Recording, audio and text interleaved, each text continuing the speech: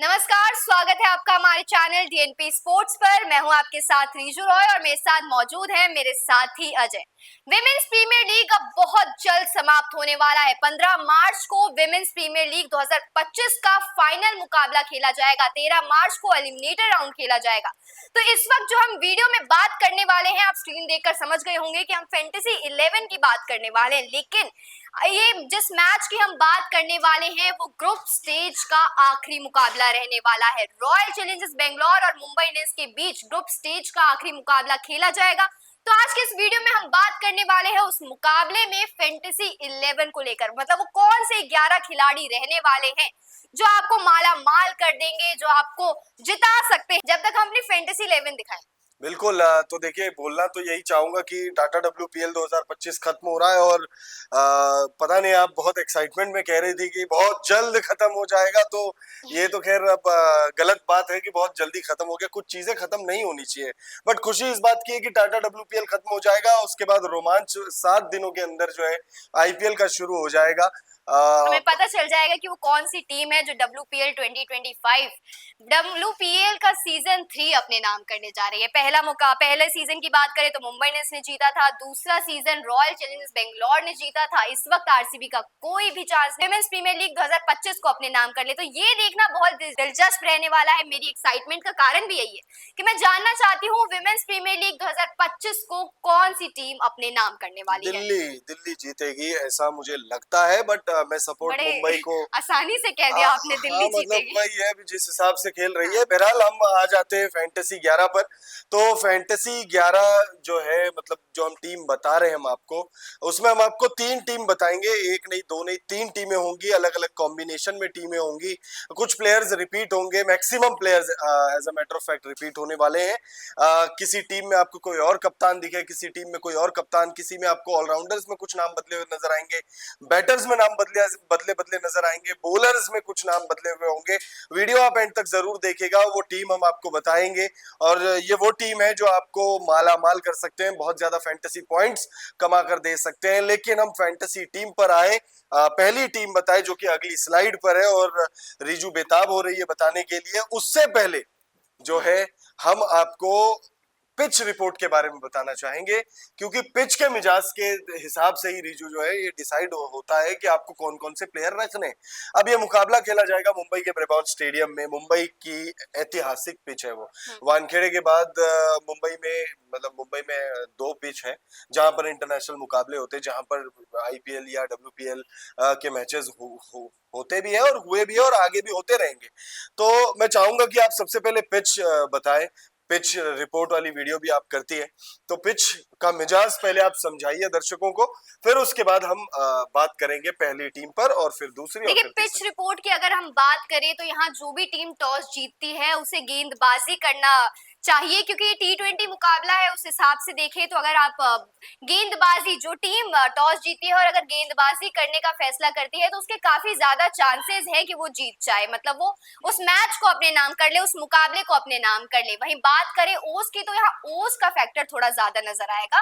Brabourne stadium की मैं बात करूं तो जैसे जैसे मैच आगे बढ़ेगा ओस का फैक्टर हमें नजर आने वाला है। यहाँ गेंदबाजी डिफिकल्ट होती चली जाएगी बाद में, तो इसीलिए जो भी टीम करती है, मतलब जो भी टीम टॉस जीती है वो चाहेगी कि वो पहले गेंदबाजी कर ले और उस चीज से निपट जाए। बिल्कुल। ब्रेबॉर्न स्टेडियम जो है वो बैटिंग फ्रेंडली पिच है। यहाँ पर बल्लेबाजों का बोलबाला रहता है। पहली पारी में भी बहुत मदद है, दूसरी पारी में तो खैर बहुत ज्यादा ही मदद है, क्योंकि जैसे अभी आपने कहा कि ओस का फैक्टर होता है वो, और ओस का फैक्टर इसलिए होता है क्योंकि स्टेडियम के जस्ट बगल में मरीन ड्राइव है और दरिया किनारे ये स्टेडियम है। और जब शाम होती है तो ऐसा, अगर आप किसी ऐसे इलाके में रहते हैं जहां पर आसपास दरिया हो, तो फिर ओस आनी स्वाभाविक सी बात है। तो जाहिर सी बात है कि जब टॉस होगा तो आपने अगर किसी प्लेयर, अगर खास तौर पे कोई स्पिनर आपने सोच रखा है कि उसे मैं मेरी टीम में लूं, तो फिर आप उस पर थोड़ा सा विचार जरूर करिएगा, क्योंकि सेकेंड इनिंग में ऐसा नहीं है कि विकेट्स वो नहीं निकाल पाएंगी, लेकिन इसके चांसेस बहुत ज्यादा है कि उनके हाथ से गेंद नहीं साबुन की टिकिया छूटे। मैं चाहूंगा कि आप पहली टीम जो है वो रिजू बताए कि कौन कौन से वो प्लेयर्स हमें रखने चाहिए। विकेट कीपर के तौर पर आप रख सकते हैं ऋचा घोष को, यस्तिका भाटिया को। फिर बैटर्स में स्मृति मंधाना, राघवी बिष्ट ऑलराउंडर में Nat Sciver Brunt Ellyse Perry, Hayley Matthews और जॉर्जिया बोरेम, और बॉलर्स में रेणुका सिंह ठाकुर, किम गर्थ और स्नेह राणा। यहाँ पर हमने कप्तान के रूप में रखा है नेट स्कीवर ब्रेंट को, मुंबई इंडियंस की नेट स्कीवर ब्रेंट, और वाइस कैप्टन में आपको दिखेंगी आरसीबी की एलिस पेरी। लगातार रन बरसा रही है, मतलब एलिस पेरी, हालांकि आरसीबी कुछ नहीं कर सकती यहाँ से। आरसीबी चाहे ये मुकाबला जीते ना जीते, उसका कोई पॉइंट्स टेबल पर असर आरसीबी को फायदा नहीं दिखने वाला, क्योंकि आरसीबी इस वक्त आखिरी पॉइंट्स टेबल के आखिरी नंबर पर है, 5वें नंबर पर है, और अगर ये मैच जीत भी लेती है तो भी ऐसा कुछ नहीं होगा कि आप एलिमिनेटर राउंड खेलें या आप फाइनल मुकाबला खेलें। तो आरसीबी तो बाहर ही है, लेकिन ये एक जैसे कह सकते हैं कि बस आपको खेलना है तो खेल लीजिए। फैंस के लिए आपको खेलना है। और ये वो वाली बात है जैसे चैंपियंस ट्रॉफी के दौरान पाकिस्तान के लिए या उन टीमों के लिए, इंग्लैंड के लिए एक लाइन यूज की थी मैंने कि भाई खेलना है क्योंकि खेलना है ना। पैसे लग चुके हैं, शेड्यूल रेडी हो चुका है और फैंस आएंगे स्मृति मंधाना को देखने के लिए, एलिस पेरी को देखने के लिए, जॉर्जिया वरम है, ऋचा घोष है, स्नेह राणा है, तो फैंस आएंगे और उन्हें खेलना पड़ेगा और खेलेंगे भी फैंस की खुशी के लिए और एक सम्मानजनक विदाई के लिए खेलेंगे। विकेट कीपर्स में देखिए आप ऋचा घोष को रखिए, यास्तिका भाटिया को रखिए, बहुत जबरदस्त फॉर्म है इन दोनों ही बैटर्स का, दोनों ही विकेट कीपर बैटर का। स्मृति मंधाना, आप सोच रहे होंगे कि हमने स्मृति मंधाना को क्यों रखा है, व्हाई नॉट।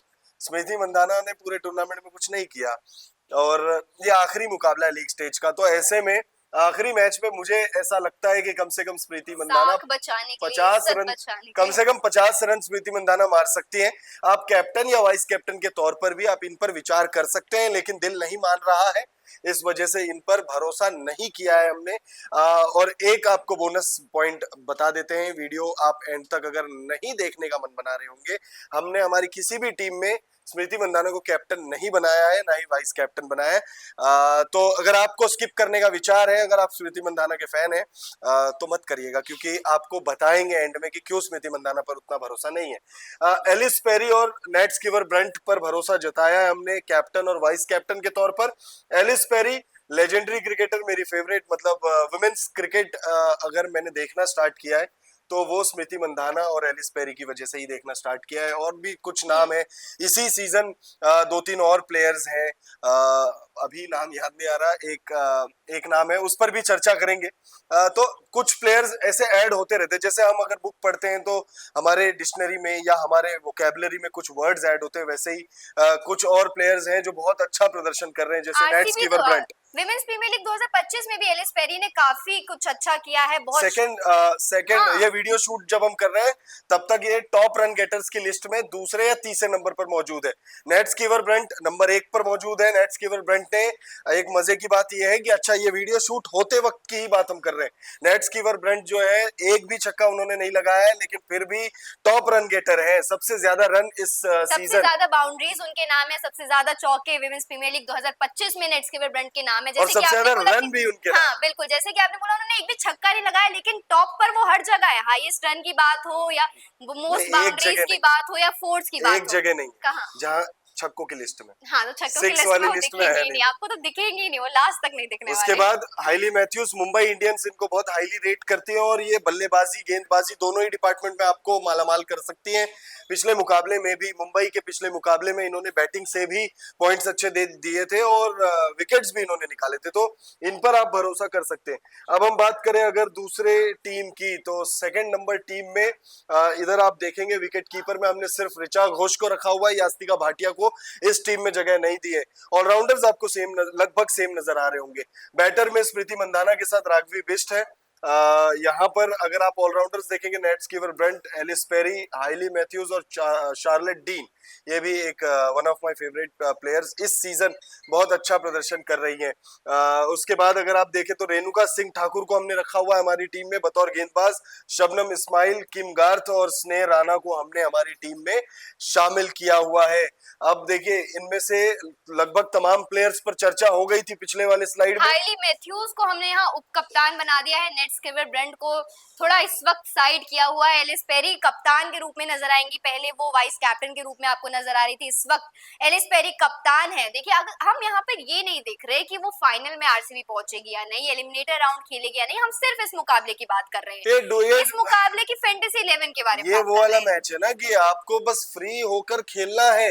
अच्छा, जो पिछले मैच की इसी वीडियो में जो चर्चा हुई कि जो पिछला मैच था आरसीबी वर्सेस जो कौन सी टीम थी, यूपी वॉरियर्स, तो आरसीबी वर्सेस यूपी वॉरियर्स की जो मैच खेला गया अभी हाल ही में, उस मुकाबले को मैं क्यों बोलता हूँ one of the best match. और अच्छा, सिर्फ मेरे बोलने से नहीं है, सबसे ज्यादा टीम टोटल उसी मैच में बने, सबसे ज्यादा मैच टोटल उसी मैच में बने।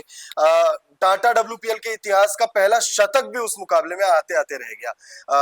जॉर्जिया वॉल ने उस मुकाबले में लगभग शतकीय पारी खेल ली थी। तो मुझे लगता है करके कि बहुत जबरदस्त वो मुकाबला था। और उस मुकाबले में 225 रन मारे थे यूपी वॉरियर्स ने। क्यों मारे थे यूपी वॉरियर्स ने? क्योंकि उस मुकाबले से बाहर, मतलब टाटा डब्ल्यूपीएल से बाहर हो गए थे, उनके पास खोने के लिए कुछ था नहीं। जब आपके पास खोने के लिए कुछ नहीं होता है तो फिर आप एकदम फ्री होके खेलते हो। और यहाँ पर यूपी वॉरियर्स ने जैसे आरसीबी को बाहर किया उस मुकाबले में हराकर टूर्नामेंट से, वैसे ही आरसीबी वाले इस मुकाबले में मुंबई का काम खराब कर सकते हैं। मुंबई के पास, जब हम ये वीडियो शूट कर रहे हैं, तो मुंबई के पास टूर्नामेंट में टॉप पर पहुंचने का मौका है। और टॉप पर जो टीम पहुंचेगी वो सीधे फाइनल मुकाबला खेलेगी। तो आरसीबी वाले इस चीज को बर्बाद कर सकते हैं। हालांकि इसमें ये मुकाबला जब खेला जाएगा उससे पहले मुंबई वर्सेस जीजी का मैच खेला जा चुका होगा। जब आप ये वीडियो देखेंगे उसके नतीजे भी बहुत कुछ जो है वो डिसाइड करेंगे। अब देखिए, शार्लेट डीन को हमने रखा है पिछले मुकाबले में, इन्होंने बहुत अच्छा प्रदर्शन रहा था इनकी तरफ से। ऋचा घोष ने पिछले मुकाबले में बहुत जबरदस्त बल्लेबाजी की थी। स्मृति मंधाना एक बार फिर हमने रखा है इस टीम में, क्योंकि वही वाली बात है कि पूरे टूर्नामेंट में नहीं चला है बल्ला, इस मुकाबले में खोने के लिए कुछ नहीं है। और कप्तान है तो थोड़ा चाहेंगे कि आरसीबी का वो नाम बढ़े। बिल्कुल, टीम की कप्तान है तो मुझे लगता है कि एक बड़ी पारी इनके बल्ले से आ रही है। हो सकता है, और हमने 94 देख लिया इस सीजन, 99 भी देख लिया हमने जॉर्जिया वॉल के बल्ले से। क्या 100 आ रहा है रिजू। मैं अगली स्लाइड शतक देखना चाह रहे हो आप? यहाँ पे आखिरी मुकाबला है ये। अच्छा, इसमें से हाँ। मैं तो फिर किसी इंडियन के ही बल्ले से देखना चाहूंगा। पहला शतक अगर कोई टाटा डब्ल्यूपीएल में मारे तो मैं चाहूंगा स्मृति मंधाना मारे। उसके अलावा लेकिन आपको अंदर से नहीं आ रहा कि स्मृति मंधाना मारने वाले, इसीलिए हमने कैप्टन और वाइस कैप्टन के तौर पर नहीं लिया। डाउट इसीलिए है क्योंकि बल्ला नहीं चला। और अच्छा, इनके ऊपर डाउट करने के पीछे एक रीजन और भी तो है। इनके जर्सी का नंबर 18 है, और 18 नंबर वाले पे ना मेरे को थोड़ा सा डाउट रहता है कि जब बल्ला चलेगा तो बहुत चलेगा, नहीं चलेगा तो नहीं चलेगा। अच्छा। तो 18 नंबर जर्सी है, आरसीबी की टीम है, आप समझ गए होंगे मैं किन की बात कर रहा हूं। जब नहीं चलता बल्ला तो नहीं चलता, जब चलता है तो फिर क्या चलता है, तो फिर वो पूरी दुनिया उनको किंग के नाम से जानती है, इनको क्वीन के नाम से जानती है। अगली स्लाइड, आखिरी टीम। यहाँ आपको विकेट कीपर के तौर पर नजर आएंगी ऋचा घोष, लगातार दिख रही है। यशिका भाटिया दोबारा आ गई है। बैटर्स में हरमनप्रीत कौर, राघवी बिष्ट वही है। ऑलराउंडर्स में Nat skipper Brunt, Ellyse Perry, Hayley Matthews, Georgia Wareham, और बॉलर्स में रेणुका सिंह, शबनम इस्माइल और किम गर्ट। यहाँ हरमनप्रीत कौर नजर आ गई है। सेम रीजन पूरे टूर्नामेंट में बल्ला नहीं चला है, लेकिन चल जाएगा। मुझे लगता है कि चल सकता है इनका बल्ला। ये एक, जैसे कि हमने अभी बात की थी कि मुंबई इंडियंस के पास चांस है कि वो टॉप पर आ जाए, यहाँ पर तो ये एक, अगर हरमनप्रीत कौर का बल्ला चलता है, मुंबई इंडियंस जीत जाती है तो वो टॉप पर आ जाएगी और उसे एलिमिनेटर राउंड से फ्री हो जाएगी।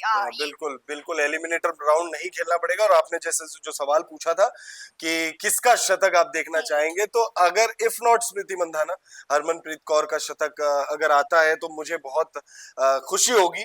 बाकी एलिस पेरी मारेगी तो दिल से खुशी होगी, बट ये इंडियन है, ये यहाँ पर इंडियन वाला फैक्टर है कि एक भारतीय लीग में पहला शतक अगर कोई लगा रहा है, क्योंकि देखिए बहुत शतक आएंगे, ऐसा नहीं है कि शतक नहीं आएंगे। तीसरा सीजन है, शतक नहीं आया, बट ऐसा नहीं है कि शतक नहीं आएगा। हो सकता है कि आने वाले दिनों में, अभी 5 टीमें खेल रही है, आने वाले दिनों में 10 टीमें हो जाएंगी, और हो सकता है आने वाले दिनों में हमें एक सीजन में कम से कम 5-5, 6-6 शतक देखने को मिले। बीबीएल में हम देखते हैं।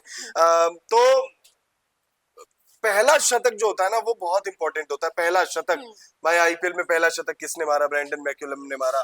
टाटा डब्ल्यूपीएल में पहला शतक किसने मारा? हम तो देख पाएंगे, सबसे बड़ा सवाल, टाटा डब्ल्यूपीएल 2025 में हम कोई शतक देखने जा रहे हैं? मतलब आखिरी 99 देख लिया है हमने, अगर एक रन वहां आ जाता तो एक मुझे शतक भी दिख मुझे लगता जाता। आ रहा है, आ मुझे रहा है। लगता आ रहा है, और बोल्ड प्रेडिक्शन है ये, क्योंकि 4 ही मुकाबले बचे हम्म। हुए हैं। दो दो चार मुकाबले बचे हैं। 4 मुकाबलों में मुझे लगता है कि शायद आ रहा है और कौन शतक। सी टीम से? अब वो कौन सी सब बता दूं तो मैं फिर आप क्या करेंगे? कुछ आप भी अपना दिमाग लगाइए, आप अपना दिमाग लगाइए। क्या टाटा डब्ल्यूपीएल 2025 में कोई शतक आ रहा है? कमेंट करके बताइए। और कौन सी टीम से आ रहा है ये भी बता देना जरा। ठीक है, तो हमने यहाँ पर कैप्टन के रूप में इस बार हाइली मैथ्यूज को रखा है और वाइस कैप्टन एलिस पेरी यहाँ एक्सचेंज हो चुका है। मतलब पहले हमने एलिस पेरी को कप्तान रखा था और वाइस कैप्टन हाइली मैथ्यूज को रखा था, लेकिन तीसरे प्रेडिक्शन में हमने कप्तान हाइली मैथ्यूज को रख दिया है और एलिस पेरी वाइस कैप्टन के रूप में नजर आने वाली है। तो आपको ये फैंटेसी टीम कैसी लगी हमें कमेंट बॉक्स में जरूर बताएं। साथ ही ये बताएं कि फैंटेसी टीम 1, फैंटेसी टीम 2 और फैंटेसी टीम 3 में से सबसे ज्यादा भरोसा आपको कौन सी टीम है? हमें कमेंट बॉक्स में जरूर बताएं।